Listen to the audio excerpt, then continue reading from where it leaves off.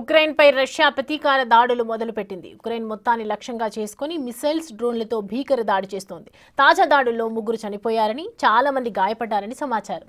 తమ దేశ సాధారణ పౌరుల మీద, జనావాసాల మీద దాడులు జరిగాయని ఉక్రెయిన్ అధ్యక్షుడు జెలెన్స్కీ ఎక్స్ వేదికగా పోస్ట్ చేశారు. ఇటీవలి నెలల్లో జరిగిన అతిపెద్ద దాడులతో ఇది ఒకటి అని జెలెన్స్కీ అభివర్ణించారు.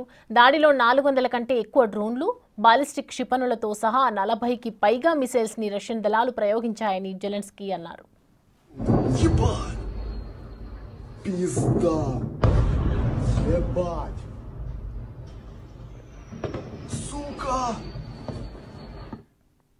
దేశవ్యాప్తంగా రాత్రంతా వైమానిక దాడుల సైరన్లు మోగాయని, అప్పటి నుంచి ఉక్రెయిన్ రాజధాని కీవ్లో హెచ్చరికలు జారీ చేశామని అధికారులు తెలిపారు. దేశానికి వాయువ్య నగరంలో 15 డ్రోన్లు, 6 క్షిపణులను ఉపయోగించారని అధికారులు తెలిపారు.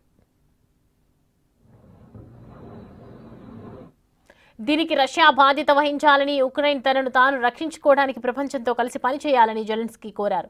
అమెరికా, యూరప్, ప్రపంచ వ్యాప్తంగా ఉన్న ప్రతి ఒక్కరూ కలిసి రష్యాపై ఒత్తిడి తెస్తూ ఈ యుద్ధాన్ని ఆపాలని జెలెన్స్కీ కోరారు. ఎవరైనా ఒత్తిడి చేయకపోతే అది ప్రపంచ దేశాల కుట్ర అవుతోందని విమర్శించారు.